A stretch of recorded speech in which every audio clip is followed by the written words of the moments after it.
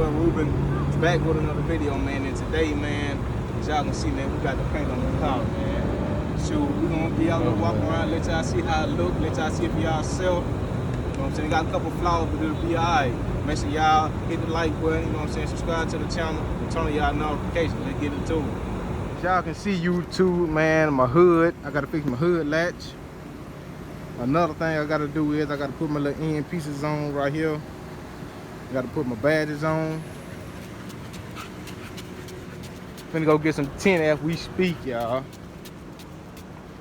Y'all walk around, let y'all see what's going on.